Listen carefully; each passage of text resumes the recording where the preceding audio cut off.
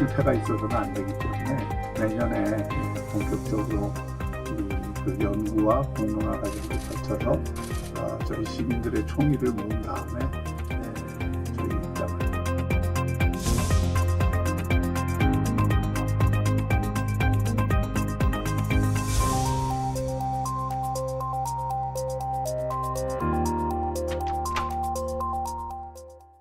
엑스포 실패의 여운이 아직 가시지 않았습니다.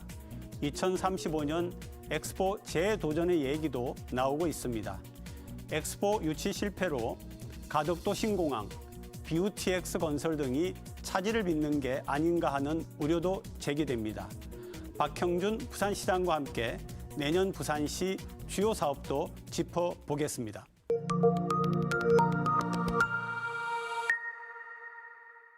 박형준 부산시장 스튜디오에 모셨습니다. 시장님 어서 오시죠. 네, 안녕하세요. 네.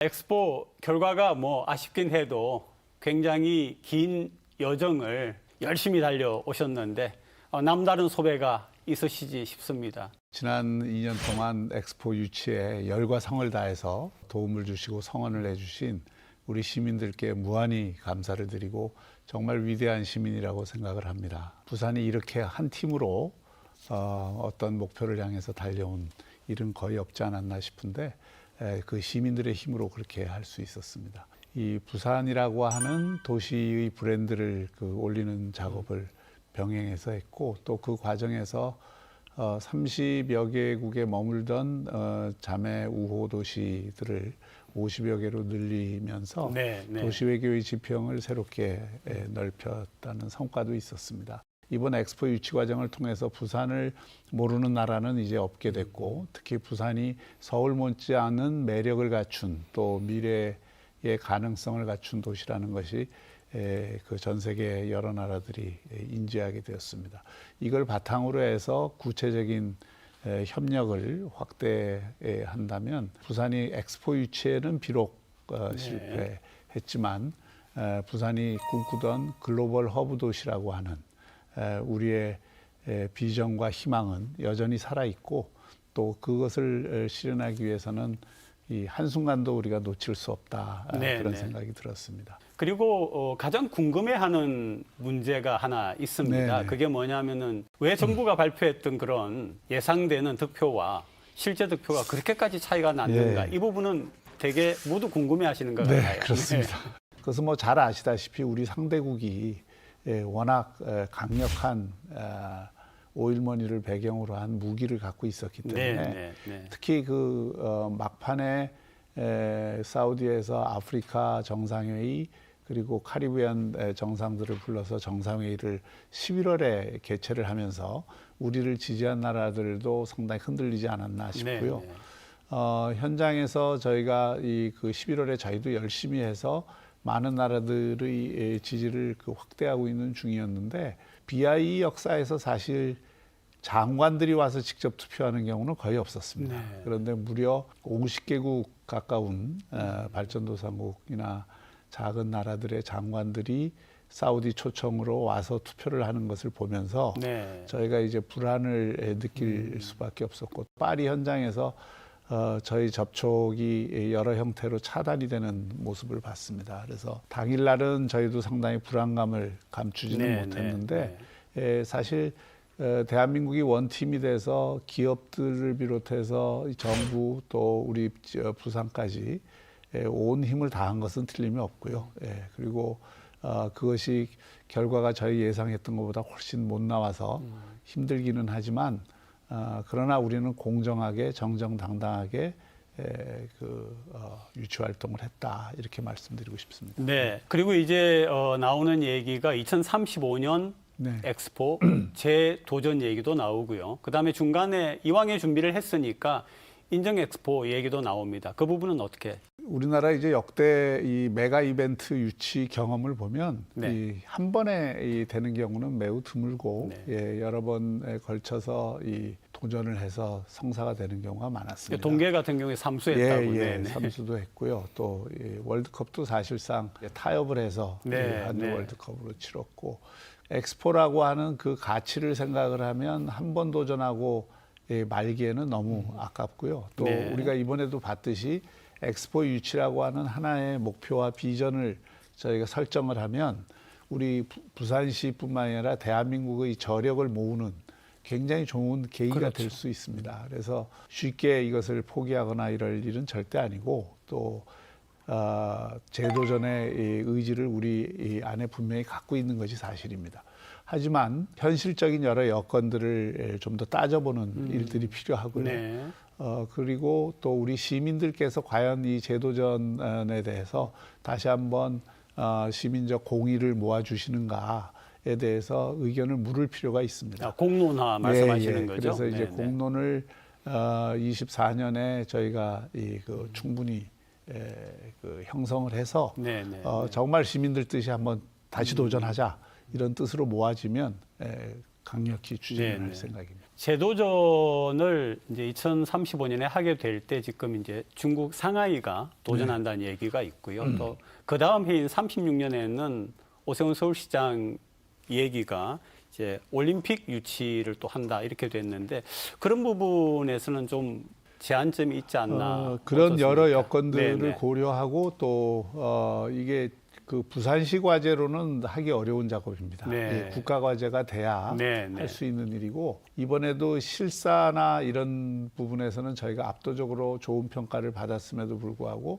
실제 투표는 네. 그와는 다른 방식으로 진행이 되니까 TV에서 이런 말씀을 드리기가 좀 그렇습니다만은 돈 많은 그 권위주의 정권하고 붙으면 저희가 상대적으로 굉장히 불리할 수밖에 없는 아니 저희 환경입니다. 방송에서도 6, 70년대 고무신 선거 생각난다 그런 얘기 한번 한 적이 있습니다. 그래서 네. 이런 거 경쟁 상대가 누구인지도 한번 따져 볼 필요가 있고요. 네, 네, 예. 네. 그리고 그런 상대를 넘어설 수 있는 전략을 저희가 좀 가지고 네. 접근을 할 필요가 있어서 그런 면에서 이제 내년 한 1년을 좀 그런 것을 점검하는 해로 삼자라는 게 제 생각입니다. 지금 말씀하시는 그 부분이 재도전과 관련한 연구가 이미 시작됐다. 네. 이거하고 상관이 있는 말씀이세요? 우리 부산연구원을 비롯해서 아, 네, 또 네. 상공회의소나 또 지역의 여러 시민사회의 전문가와 또 이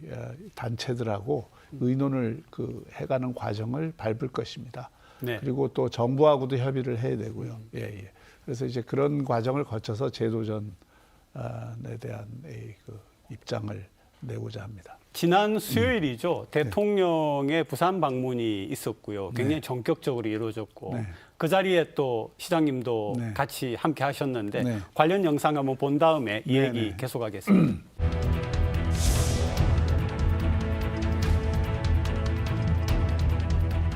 그간 엑스포 유치 활동을 이끌어 주신 각계 시민 대표님, 또 기업인 여러분과 또 누구보다 엑스포 유치를 뜨겁게 열망했던 부산 시민 여러분께 감사의 말씀을 드립니다.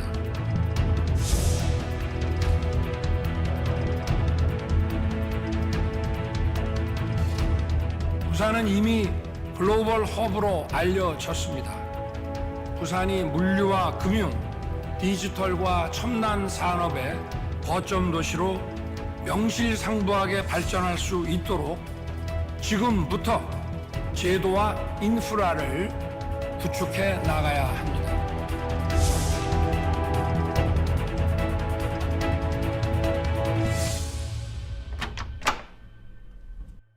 네, 함께 계셨기 때문에 예. 우리가 그냥 뉴스를 통해 보는 것보다 훨씬 좀 구체적인 얘기를 해주실 수 있을 것 같아서 네네. 예, 어떤 얘기가 좀 뭐 정부도 그렇고 부산시도 그렇고 이 결과에 우리가 되었을 경우와 안 되었을 경우를 다 상정하고 네네, 네네. 거기에 따른 대안들을 논의를 해온 것이 사실입니다. 특히 부산 엑스포를 유치를 하려고 했던 이유가 글로벌 중추국가 대한민국 만드는 일도 있지만 대한민국 내에서 서울과 수도권에 이어서 부산과 남부권을 또 하나의 성장축으로 네, 만들겠다 네, 하는 윤석열 정부의 기본 정책 방향, 이것을 구현하는 가장 중요한 수단으로 엑스포를 상정을 했던 겁니다. 네. 엑스포는 유치는 안 됐지만 이 기본 방향은 전혀 그대로. 흔들릴 네, 수 없고 네, 네. 또 이게 흔들리면은 부산만 문제가 되는 게 아니라 네, 대한민국 전체가 문제가 된다. 라고 보는 인식에 대통령과 또 정부 또 기업 또 우리 부산시가 완전히 일치된 인식을 네. 했고요. 또 네. 그것을 확인하는 자리였습니다. 그럼 무엇을 가지고 그 부산을 남부권의 이 축이자 또 글로벌 허브 도시로 만들 거냐. 결국 우리가 지향하는 것은 서울이 수도권 발전을 견인하듯이 부산은 세계 제2의 환적항도 갖고 있고 지정학적 조건이 워낙 좋아서 여기를 사실 싱가포르나 홍콩과 같은 네. 국제 비즈니스 도시로 만드는 것이 대한민국을 위해서도 정말 좋은 일이고 그렇게 돼야만 남북권 전체가 함께 힘을 받아서 네. 갈 수 있다는 것이죠. 그것을 위해서는 그 부산 글로벌 허브 도시 특별법을 제정을 해서 네, 네. 과감한 규제 혁신을 해주고 그동안 이제 찔끔찔끔 여기저기 특구 정책들이 있는데 이거를 모아서 이 부산시 전체를 국제 비즈니스 자유도시로 네. 이 만드는 작업을 하자는 거고 또 2029년까지 가덕도 공항을 완성공을 네. 해서 국제 공항과 국제 항만이 함께하는 물류도시 그리고 또 이 물류가 있는 곳에 금융이 있어야 되니까 산업은행 이전 등을 통한 네. 부산을 새로운 금융허브로 만드는 네, 일. 네. 또 이 그 부산, 경남, 울산 일원에 이 우리나라 첨단 제조 기업들이 다 들어와 있지 않습니까? 이 대기업들이 이 디지털 전환을 하면서 네.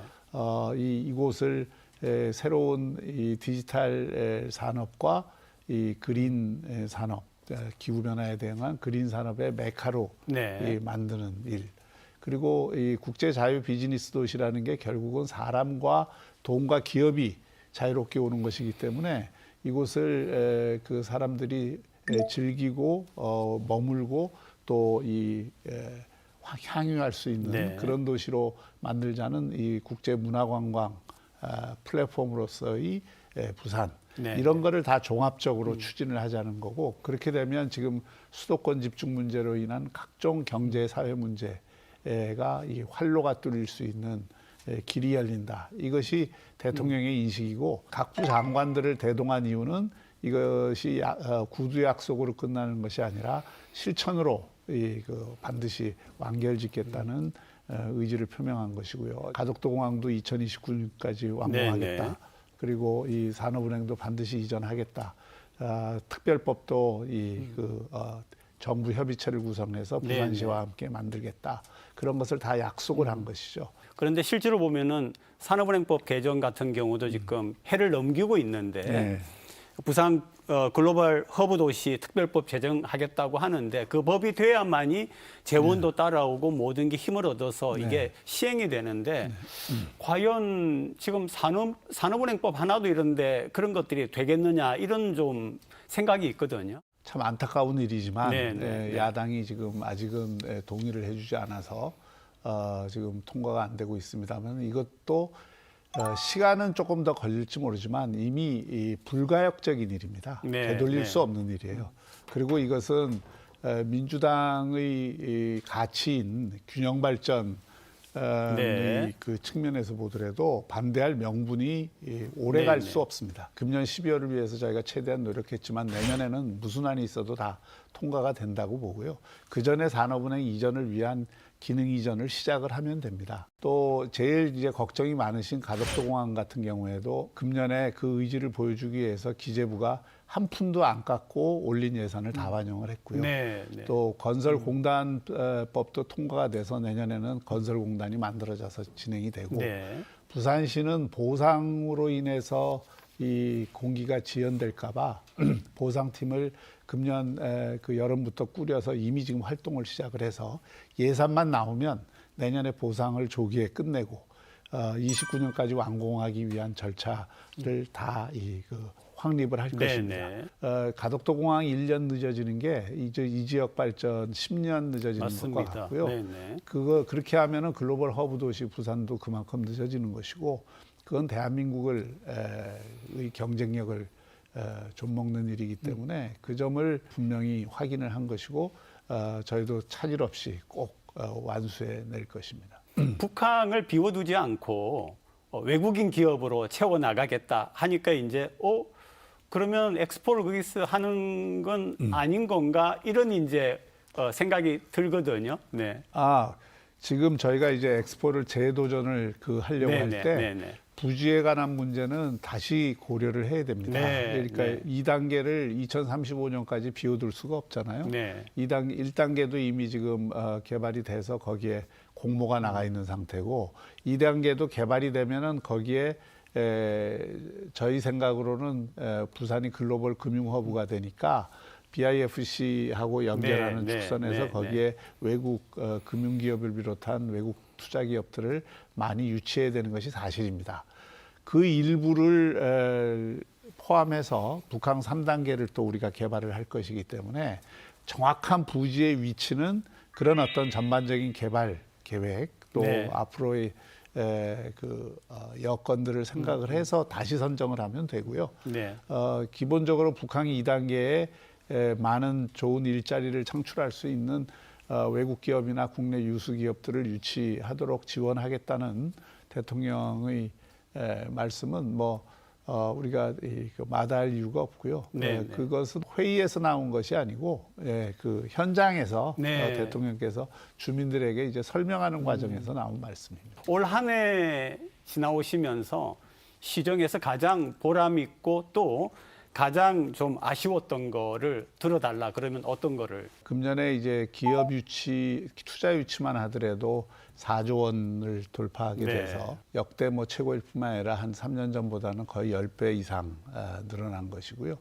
또 국회 미래연구원에서 얼마 전에 지난주에 조사한 결과를 보면은 전체 광역 시도 가운데에서 청년들의 삶의 만족도가 부산이 제일 높은 걸로 나옵니다. 그렇습니까? 그리고 네, 오히려 네. 서울이나 인천이 하위권입니다. 네, 이게 이제 청년들을 전부 수도권으로 빨아올린 다음에 이 사람들을 행복하게 해주냐면 행복하게 해주지 않는 거죠.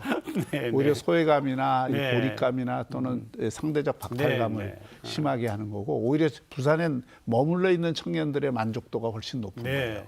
그래서 이 점을 우리가 이 자연 환경도 좋고 또 이 도시의 분위기도 네. 좋고 또 부산의 미래가 조금 열리고 있기 때문에 이 청년들의 입장에서 이런 지표들을 좀 중시해 줬으면 좋겠다는 생각이 들고요. 또 관광 분야에서도 금년에 부산이 비엔나하고 가장 떠오르는 두 곳으로 꼽혔고 또 내셔널 지오그래픽은 세계 팬데믹 이후에 가야 될 25곳인데 그 부산이 또 꼽혔습니다. 그래서 최근에 보시면 알겠지만은 부산을 찾는 외국 관광객들도 과거에는 중국이나 일본이 다였습니다만 지금 굉장히 다양화됐고 네.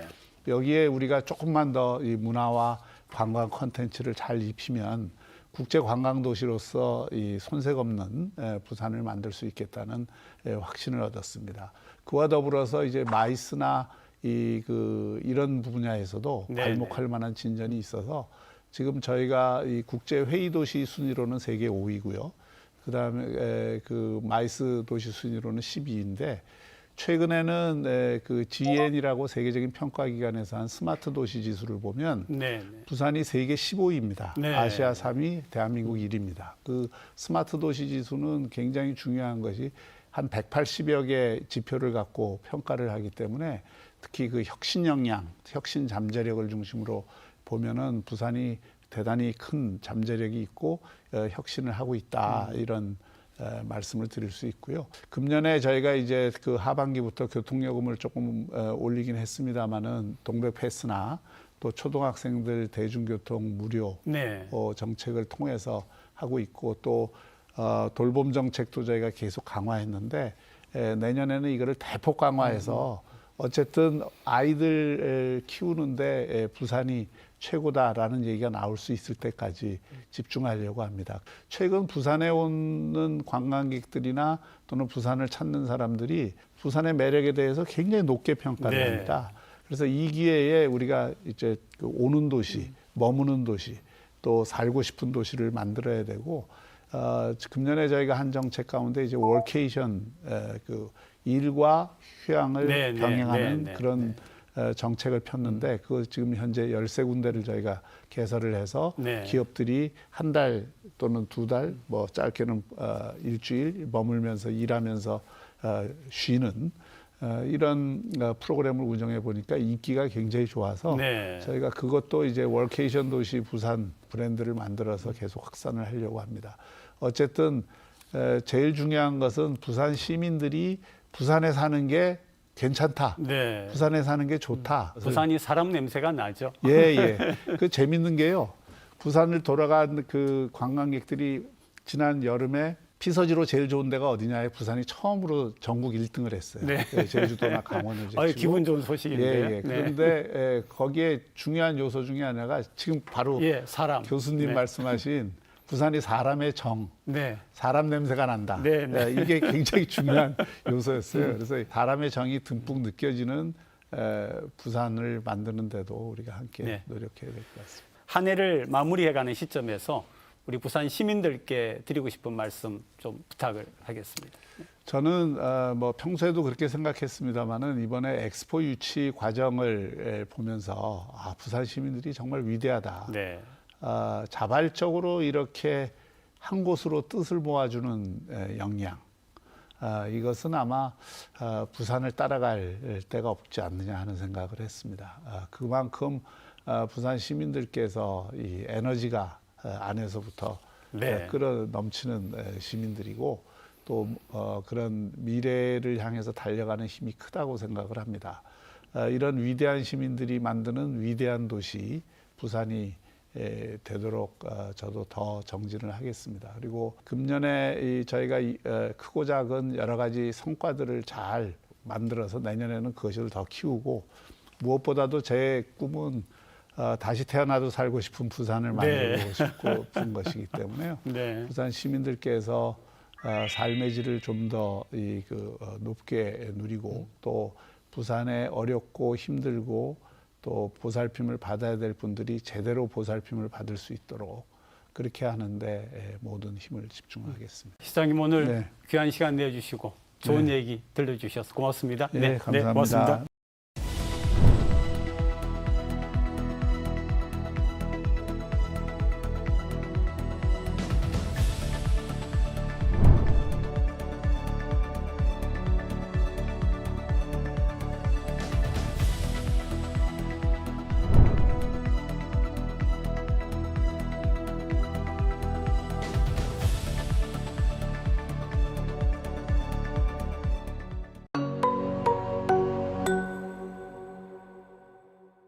한 주간 주요 뉴스를 분석해드리는 뉴스앤이슈. 오늘도 부산시의회 이준호 의원, 서지원 의원 두 분 함께하십니다. 어서 오십시오. 중앙선거관리위원회가 내년 총선 선거구 획정안을 내놨습니다. 남구 가벌이 남구 하나로 합쳐지고 북강서 가벌이 북구 가벌과 강서구 세 곳으로 늘어납니다. 우선 궁금한 게 전체적으로 좀 어떻게 보시는 거예요? 이제 의석이라는 것이 왜 중요하냐면은 시민들을 대표해서 일할 수 있는 사람의 숫자를 이야기하는 거거든요. 그래서 한 명 줄어든다라는 이제 추측이 있어서 우려를 많이 했는데 18석 그대로 가는 것으로 안이 제출되었습니다. 그래서 우리 시민들을 위해서 일할 수 있는 국회의원분들의 숫자는 그대로라서 정말 참 다행이다라고 평론하고 싶고요. 또 우리 부산은 인구 300만 명이 넘는 아주 대형급 도시이기 때문에 그렇죠. 이 숫자 그대로 꼭 확정되기를 저는 기대하고 있습니다. 네, 부산의 선거구가 좀 축소되지 않을까 우려했던 것이 사실입니다만 이게 18석으로 유지가 된 부분에는 의미가 좀 크다라고 보입니다. 부산에 지금 처리해야 될 현안이 굉장히 많은데 단 한 의석이라도 더 저희가 잘 지켜가면서 이 부산의 현안들이 좀 잘 처리가 되기를 바라는 마음이고요. 이미 선거구 획정까지 굉장히 많은 시간이 지났습니다. 그렇기 때문에 이제는 좀 속도를 내서 네네. 이 총선 전까지 빠르게 선거구 획정이 필요한 상황일 텐데요. 선거구 획정은 뭐 논리적으로도 그리고 합리성이 있어야 되고 원칙만 잘 지킨다면 모두가 납득할 수 있는 획정이 될 것이라고 생각을 합니다. 뭐 다만 특정 정당이나 특정 후보를 위한 게리맨더링만 좀 유의를 한다라고 하면 우리가 이번 총선도 좀 성공적으로 치룰 수 있지 않을까 기대하고 있습니다. 하나로 합쳐진 남구 화면 한번 보고 이 얘기를 계속하겠습니다. 남구 갑을이었는데 남구 의석 하나로 현재 갑은 박수영 의원, 을은 박재호 의원 이렇게 두 분인데 그러면 두 분이 경쟁을 할 가능성도 있네요. 네, 뭐 이제 두 분 다 뭐 정당에서 인정받는 분으로 알고 있고 또 지역의 민심도 좋은 것으로 파악하고 있습니다. 물론 알 수는 없지만 네네. 큰 이변이 없으면 두 분의 매치가 되지 않을까 전망은 하고 있습니다. 야, 그렇게 두 분이 매치가 된다 이러면은 치열한 경쟁이 될 것 같은데요. 전국에서 가장 주목하는 선거구 중에 한 곳이 되지 않을까라고 조심스럽게 예측을 해봅니다. 박재우 의원님 같은 경우는 재선 의원님이시기 때문에 이제 남구의 구민분들과의 스킨십이나 소통이 굉장히 활발하십니다. 네. 그리고 트램부터 해서 남구 5 보급창이나 그리고 금융단지에 대한 부분에도 굉장히 많은 의견을 내오셨고 그리고 실제로 일을 해오셨기 때문에 그동안 해왔던 일에 더해서 앞으로 남구의 미래에 대한 부분도 명확하게 비전을 제시하실 거라 생각하고 있습니다. 이제 남구 같은 경우는 이제 과거의 선거를 잘 봐야 됩니다. 지난 총선 같은 경우에는 박소영 의원께서 남구 갑 지역에서 10,000표 차이로 대승을 거뒀고요. 또 박재우 의원님 같은 경우는 남구 을 지역에서 1,500표 차이로 신승을 거둔 지역입니다. 아, 네. 그래서 네. 두 선거구가 합쳐진다고 단순하게 산수를 했을 때는 박소영 의원이 조금 유리한 판세인 것이고요. 또 최근에 있었던 지선과 대선 결과를 봐도 남구에서 여당이 좀 유리한 결과들이 계속 지속돼서 나왔습니다. 그래서 저는 이 두 분이 선거를 하면 결과를 알 수는 없겠지만 박소영 의원이 조금 유리한 판세로 가진 않을까 이렇게 전망은 하고 있습니다. 남구 같은 경우는 현안이 많습니다. 지금 재개발, 재건축되는 지역들도 많기 때문에 새로운 인구들이 유입이 될 예정지이기도 하고요. 네네. 그리고 원도심에 가까운 지역들도 있기 때문에 거기에 대한 개발 문제도 있고 트램에 대한 부분도 여전히 해소가 되고 있지 않습니다. 거기 이제 지하철이나 우암선이라고 하는 그런 부분에 대한 니즈도 굉장히 높은 지역이기 네네. 때문에 제대로 일하실 분 그리고 제대로 국민들과 소통하셔서 무엇이 필요한지를 알고 계시는 분이 그렇게 부산 시민분들이 선택하실 거라고 생각하고 있습니다. 서 의원님 말씀해주신 사업들을 이끌어 가려면 아무래도 여당 후보가 유리하기 때문에 좀 많은 이 여당의 결집이 있지 않을까 또 그렇게도 전망하고 있습니다. 자, 그다음에 우리 관심 지역 중에 하나가 바로 북구와 강서구인데 이전에는 북구는 그대로 있고 강서가 가벌로 나누어졌는데 이번에 좀 거꾸로 됐죠, 그죠? 북구가 가벌로 나누어지고 강서가 하나로 됐는데 이게 인구 문제 때문인 거죠. 네, 아무래도 강서구 같은 경우는 최근에 신도시가 이제 지어지고 하면서 많은 네. 인구 유입이 있었습니다. 그렇기 때문에 이제 선관위에서 이제 권고하고 있는 30만 명 전후로 해서 이제 인구에 맞춰서 이렇게 구분이 되는 것인데요. 북구 같은 경우는 갑을 그리고 강서구로 나눠지게 되면서 이 선거구도 굉장히 관심이 주목될 것으로 보입니다. 이제 선거관리위원회에 설치된 선거구 행정위원회가 있습니다. 그곳에서 인구, 또 행정구역의 면적, 교통, 유동인구 등 여러 가지 사안들을 다 전방위적으로 검토를 합니다. 이 행정위원회에서 이번에는 이 낙동강 벨트에는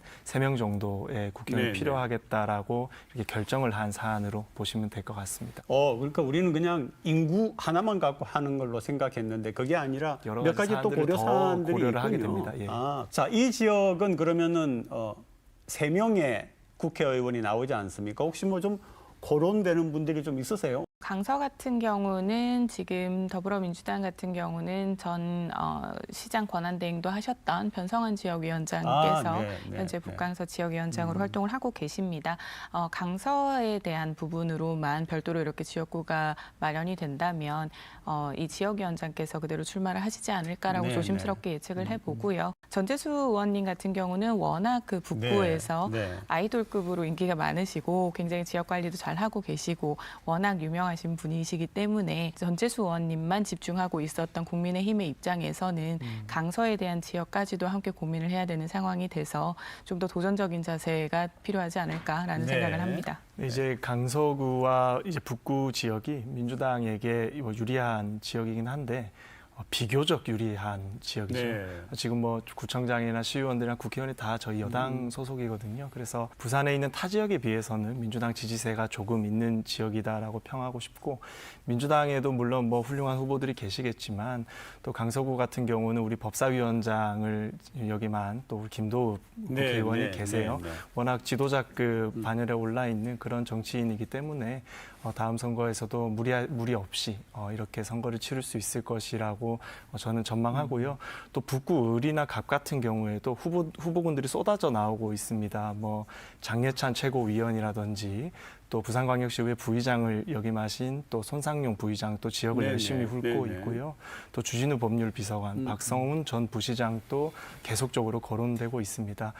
많은 후보들이 거론되고 있으니까 좀 아주 즐거운 마음으로 시민들께서 이 경쟁을 좀 보실 수 있을 거다라고 생각합니다. 대략 언제쯤 이 윤곽이 잡힙니까? 언제라고 네, 딱 뭔가 꼬집어서 네, 하기도 좀 꼬집어서 어렵고. 말씀을 드리기는 어려울 것 같습니다. 네. 왜냐하면 지금도 인재 영입이라든지 그다음에 후보들 사이에서도 이제 여러 가지 예비 후보 등록을 하면서도 이게 선거전을 펼치실 거기 때문에 어떤 분이 되실 것인지도 그리고 언제 윤곽이 나올지도 사실은 좀 불분명한 상황입니다. 특히 지금 이 선거구 획정 자체가 아니다 보니까 여전히 결정이 되기 좀 어려울 수가 있고요.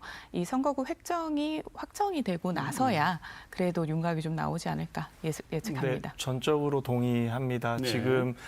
지금 말 그대로 안입니다. 이 안이 이제 국회에서 정개특위, 정치개혁특별위원회에서 또 합의를 봐야 됩니다. 여야 간사 간의 합의를 봐야지 최종 통과가 되는 것이기 때문에 아직까지는 여야가 좀 첨예하게 의견 차이를 보이고 있거든요. 네. 그래서 지금 뭐 속단해서 이야기하는 것은 저는 좀 무리가 있다. 그래서 적어도 내년 한 상반기쯤은 돼야지 우리가 좀 가이드를 볼 수 있을 것 같다라고 전망합니다. 남아있는 좀 절차가 뭐가 있습니까? 이게 획정안이 확정이 되기까지. 네, 지금 이제 안이 국회의장한테 제출이 됐으니까요. 아까 말씀드린 것처럼 정치개혁특별위원회로 이제 송부가 됩니다. 그럼 이 정개특위에서 여야 간사 간의 협의가 있어야 되고 구성원들이 동의 후에 이제 국회에서 의결을 하게 되는 절차가 남아 있습니다. 원래 전통적으로는 이 선관위의 제출안을 국회가 존중해 줘 왔습니다. 네네. 그런데 이제 지난 총선 때 이제 선거법을 개정하면서 패스트 트랙에 무리하게 태우는 바람에 이 사실은 여야 간의 합의가 안 돼서 갈등이 있었죠. 근데 이번 총선 때도 벌써부터 또 그런 갈등 조짐이 보이고 있기 때문에 저는 조금 안타까운 마음을 가지고 있습니다. 아무래도 유불리를 따질 수밖에 없는 상황이다 보니 이 수도권 지역에 대한 조정이나 그리고 그 기존에 있었던 그 의석에 대한 변동에서는 당연히 불만이 나올 수밖에 없을 것입니다. 부산만 따지고 본다면 이제 18석이 그대로이지만 그렇지 않은 지역들이 있기 때문에 그에 대한 논의가 좀 있을 것으로 보이고요. 뭐 선거구도 문제이지만 지금 선거 제도에 대한 이야기도 계속해서 네. 나오고 있기 때문에 좀 종합적으로 국민을 위해서 이제 정치의 도리를 좀 할 수 있는 방향으로 양 당이 좀 협조를 했으면 하는 마음입니다.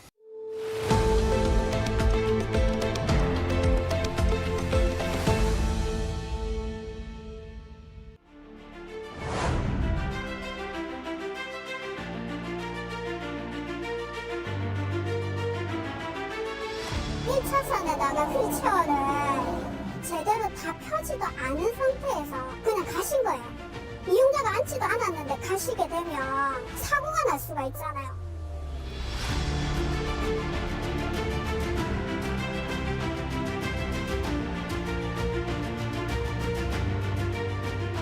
이용객이 몰리는 점심시간 직접 두리발을 불러봤습니다. 대기 인원이 무려 110명. 몇 시에 차가 올지 도착 예상 시각도 안 나옵니다. 우리가 이용하는데 3시간씩 또 기다려야 하는 경우들이 왕왕 있거든요.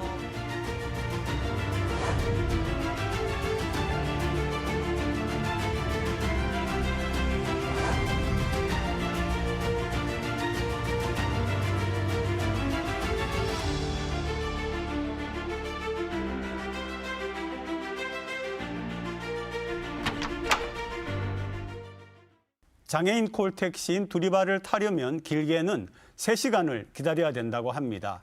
2만 명이 넘는 장애인들이 고작 200대 정도의 두리발에 의지하고 있다는 건데요. 자, 이 두리발 수가 이 필요하신 분들에 비해서 너무 작은 거죠, 지금 숫자가. 네, 인지하고 있는 부분입니다. 네. 시의회에서도 이제 두리발의 차량 수나 그러니까 더해서 저상버스에 대한 도입 같은 경우 그러니까 교통 취약계층을 위한 인프라 마련에는 굉장히 집중을 하고 있어서 조금씩 증진을 하려고 하고 있습니다. 네. 부산시 교통국에서 교통약자 지원을 위한 예산은 이제 대상에 따라서 두리발도 있지만 마마콜이나 자비콜도 함께 존재를 합니다. 그중에서 두리발 같은 경우는 이제 장애 정도가 조금 심한 분들 중에서 네. 휠체어를 타시는 분들로 좀 한정이 됩니다. 65세 이상 노약자이거나 휠체어 이용자가 이제 보호자와 함께 탑승을 할 수 있는 부분인데요. 차량 대수도 말씀을 주셨지만 차량 대수뿐만 아니라 시스템에 대한 문제라든지 네네. 그리고 편도 시외로 가는 경우에는 편도만 이용이 가능하기 때문에 뭐 양산 부산대병원을 가시거나 네. 창원 지역을 가시게 되면 돌아오는 편은 이용을 할 수가 없어서 그에 대한 이용의 문제도 있습니다. 이러한 부분을 지금 차량 대수와 묶어서 이제 시의회 건설교통위원회에서는 이제 매년 도입하는 수에 대해서 좀 적극적으로 이야기를 하고 있는 상황입니다. 사실 요즘에 어플리케이션을 통해서 예약을 많이 하잖아요. 네. 그런데 두리발 예약 어플을 들어가 보면 타인은 신청을 할 수가 없습니다. 이제 장애인분들 중에서 젊은 분들이라든지 이런 데 익숙한 분들은 잘 하시겠지만 뭐 굉장히 고령이라든지 또 휠체어를 타시면서 지적인 이런 장애를 그렇죠. 가지고 계시는 분들은 사실 이런 것도 이용하기가 매우 어렵거든요. 그래서 물론 뭐 전화도 가능한 시스템을 구축하고 있긴 하지만 이 노령자들을 위해서 좀 대리로도 할 수 있는 이런 시스템이 좀 마련되어야 되겠다라고 생각하고요. 정말 이 택시 하나 부르는데 대기가 외곽에 있는 분들은 1시간 이상 기다려야 되는 것은 이 장애인 이동권이 아주 심각한 현실이라는 거거든요. 그래서 우리가 법정 대수를 올해 돼서야 211대 겨우 맞추게 되겠지만 앞으로 증차는 무조건 필수적으로 따라야 되는 상황이다라고 설명드리겠습니다. 특히 이제 부산은 또 저상버스 같은 경우도 사실은 좀 이런 불편한 분들에 대한 배려지 않습니까? 그런 부분에 지금 서비스 확대는 좀 어떻게 이야기가 되고 있습니까? 이게 저상버스가 가장 문제가 되는 것이 뭐냐면요. 우리가 저상버스가 있는 것은 다 알고 있지만 네네. 실제로 그것을 이용하는 장애인분들을 본 기억은 거의 없을 거예요. 휠체어를 타고 저상버스를 타면 리프트에 휠체어가 고정이 돼야 됩니다. 비장애인들도 사실은 버스가 휘청거리기 때문에 힘들거든요. 그렇죠. 그런데 이 기사가 일일이 이 리프트를 고정시킬 수 없다는 점. 그리고 출퇴근 시간에는 버스에 인파가 너무 많기 때문에 휠체어를 탄 장애인분이 사실은 비집고 들어가는 것이 거의 불가능하죠. 그래서 우리가 이 장애인분들을 위한 저상버스 배차를 좀 간헐적으로 장애인분들만 위한 배차를 할 수 있도록 이렇게 시정해 나가야 되는 것인데 사실은 아직까지는 그런 논의는 되지 않고 있어서 매우 안타깝습니다. 사실은 그 장애인분들을 보조를 하면서 운전과 그다음에 목적지까지 안전하게 모셔다 드리는 이런 기사분들에 대한 수요도 굉장히 중요합니다. 네. 이 공급이 원활하게 이루어지려면 결국은 인센티브에 대한 부분이라든지 그리고 지원 시스템이나 지원금이 좀 확장이 되지 않으면 안 됩니다. 이번 자비콜 같은 경우는 택시요금 인상과 맞물려서 네. 마련되었던 예산이 올해 9월에 모두 다 소진이 되는 상황이 되었습니다. 그래서 내년도 예산 같은 경우는 조금 더 충분하게 그 지원금을 마련해 드릴 수 있게 예산 재배정을 했는데요. 이와 같이 교통 취약계층에 대한 부분은 그 어떠한 정책들보다 좀 우선시 돼서 고민을 해야 할 것 같습니다. 마침 두 분이 지금 해당 부서에 계시니까 지금 보고 계시는 시청자분들은 그래서 언제 되겠다는 거냐, 그래서 어느 정도로 되겠다는 거냐 이렇게 궁금해하실 것 같은데 두리발 증차 언제까지 몇 대까지 하실 생각입니다. 법정 대수에 맞춰서 이제 그 올해라도 이제 내년도 예산에 대한 부분에서 210대 이상은 이제 좀 운행을 할 수 있게끔 계속해서 노력을 하고 있다라는 말씀을 드리고요. 그 외에 지금 부산시는 DRT라고 해서 수요 응답형 버스에 대한 시범 사업을 운행하고 네. 있습니다. 자율주행 버스라고 보시면 되는데요. 소형 규모로 해서 내가 원하는 곳으로 배차를 해서 원하는 목적지까지 갈 수 있게 하는 시스템을 시범 운행하고 있습니다. 이러한 DRT 버스가 좀 네네. 확장이 된다고 하면 이제 삼복도로나 그리고 마을버스가 운행하지 않는 곳 그리고 저상버스나 이런 두리발이 필요한 지역에도 활용을 할 수 있을 것으로 보이기 때문에 이러한 기술 도입에 따라서도 이 두리발, 마마콜, 자비콜 그 이상의 역할을 할 수 있을 것 같습니다. 이게 교통 약자들을 위한 이런 서비스가 중구난 방식으로 흩어져 있습니다. 휠체어를 타는 분들은 두리발을 이용하시고요. 또 임산부들은 마마콜을 이용하시고요.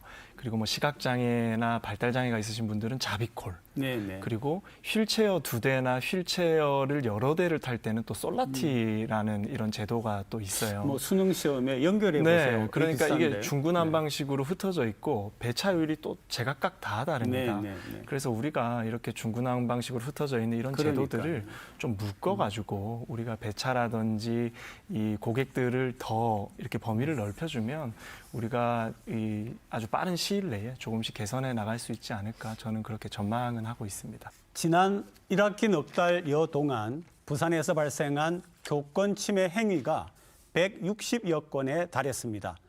부산시 교육청이 악성 민원 학부모 3명을 형사 고발하기로 하는 등 교권 침해에 강경 대응하기로 했습니다. 지난 2월 북구한 초등학교입니다. 3학년 학생이 수업 중에 40대 담임 선생님의 다리를 발로 차고 얼굴과 몸을 마구 때렸습니다. 선생님은 가슴뼈가 부러지는 전치 3주 부상을 입고도 교권보호위원회 개최 요청을 못했습니다. 당시에는 직무가 폐지가 되고 그다음에 학교에서 활동하기 어렵고 그다음에 학교에서는 사실 학교나 교육청에서는 뭐 대처해 주는 게 하나도 없고 혼자 감내하는 교사들은 또 있었습니다. 올 1학기에만 유초중고교원 167명이 피해를 입은 것으로 드러났습니다. 교육청은 9명으로 구성된 법률지원단을 꾸려 교사 보호에 나서겠다고 밝혔습니다. 교사 제지에도 불구하고 수업 중 교실에 들어와 자신의 딸을 험담한 남학생을 폭행하는 등 교육활동을 침해한 혐의로 학부모 3명을 경찰에 고발했습니다. 교권 침해 영역 부분을 이제는 좀 어떤 형태로든 해결로 해줌으로써 선생님에게 오롯이 교육에만 전념할 수 있도록. 현재 지원을 요청한 교사 82명에 대해 변호사 선임과 심리상담, 치료비 지원을 마친 상태입니다. 넉 달 동안 160건이 넘는다. 교권 침해가 심각한데요. 네, 구체적으로 살펴보면 중등 학교에서 60건, 초등에서 98건, 그리고 유치원에서 4건, 특수학교에서 5건이 나왔어요. 교권이 이렇게 무너지면 피해를 보는 거는 우리 학생들입니다. 그래서 저는 우리 교권 추락 사태가 너무 심각한 상황까지 와 있어서 너무 마음이 아픕니다. 뭐 지난 7월 서희초 교사 사건이라든지 그리고 9월에 대전의 한 교사 사건이 밝혀지기 시작을 하면서 굉장히 다수의 사례들이 나왔고 말씀 주신 것처럼 167명의 교원이 피해 사실을 밝혔지만 네. 현재 지금 시스템적으로 지원을 하고 있는 분은 82명으로 밝혀졌습니다. 그 안에서 뭐 전수조사 안에서 지원을 희망하지 않은 분들도 계셨고 대상자 파악이 어려웠던 부분도 있습니다.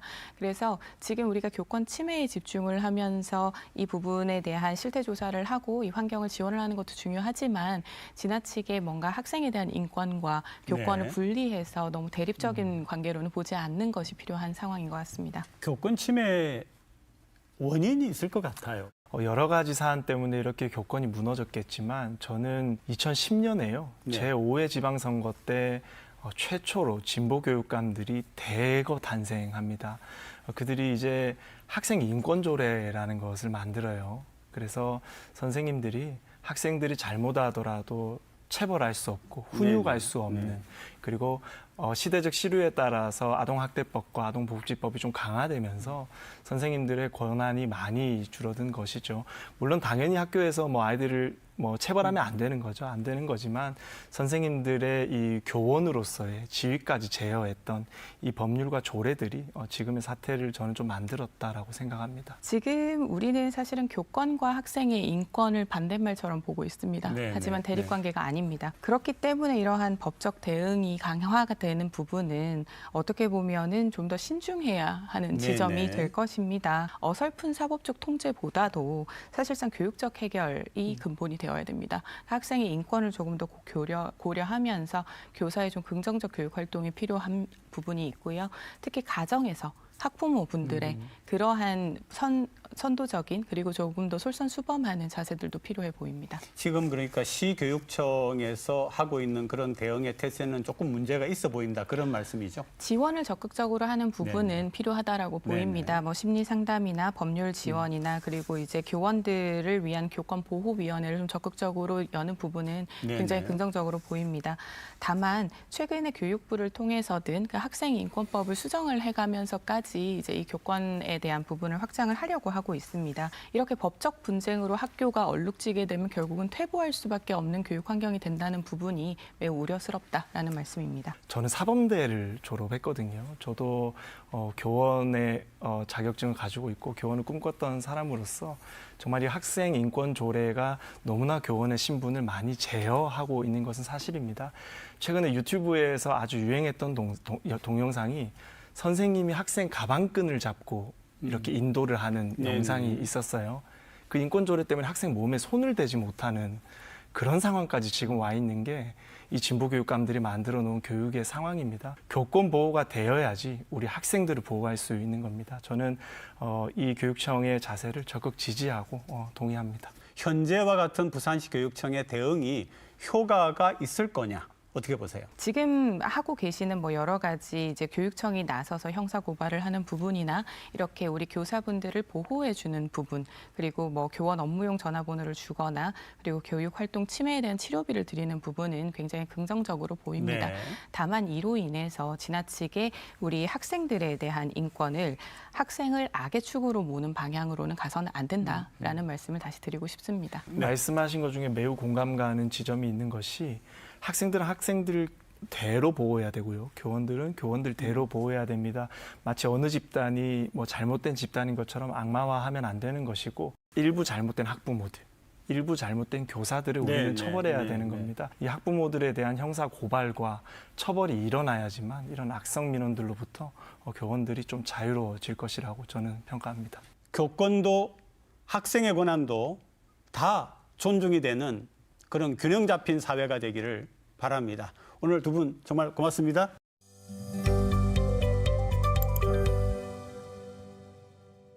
부산교육청은 내년도 초등학교 입학생 수가 2만 1,000여 명으로 올해보다 2,000명 이상 줄어들 것으로 예상돼 현재 학급당 26명인 학생 수를 25명으로 조정할 계획이라고 밝혔습니다. 이에 따라 현재 15만 2천여 명 규모인 부산 지역 전체 초등학교 학생 수도 내년에는 14만 명 수준으로 떨어질 것으로 전망됩니다. 부산대, 부산교대 통합 추진에 이어 부경대와 한국해양대도 통합 논의를 본격화하기로 했습니다. 해양대는 교직원 설문조사에서 부경대와의 통합 찬성 비율이 70%를 넘자 최근 부경대 대학 통합을 공식 제안했습니다. 이에 따라 내년도 글로컬 사업 신청을 앞두고 지역 국립대 구조조정이 급물살을 탈 전망입니다. 부산시가 낙동강 하류의 철새 도래지 87.2제곱킬로미터 가운데 서낙동강과 평강천, 맥도강 등 19.4제곱킬로미터를 문화재 보호구역에서 해제해달라는 강서구 조정안을 문화재청에 제출했습니다. 이와 관련해 환경단체가 반발하는 가운데 제출된 조정안이 공식 상정될 경우 문화재청 문화재심의위원회는 오는 13일 심의 절차에 들어갈 전망입니다. 해운대 백병원에 800병상 규모의 중증질환 전문센터 건립이 추진됩니다. 해운대구는 해운대 백병원 옆 부지에 종합의료시설을 지을 수 있도록 도시관리계획 변경 절차를 진행 중이라고 밝혔습니다. 해당 부지는 부산시 소유로 관련 절차가 완료되면 중증질환센터 건립을 위해 백병원 측이 이를 매입할 계획입니다. 산업은행 본점을 부산시로 변경하는 산은법 개정안이 또 해를 넘길 것 같습니다. 더불어민주당의 반대에 부딪혀 오도 가도 못하는 모양새인데 박형준 시장이 이재명 더불어민주당 대표를 찾아 협조를 구하려다 문전박대를 당했답니다. 산업은행 부산 이전이 총선을 앞두고 정치적 셈법의 도구가 된 듯합니다. 시사 포커스인 다음 주 일요일 아침에 또 뵙겠습니다. 고맙습니다. No, I'm not colorblind. I know the world is black and white.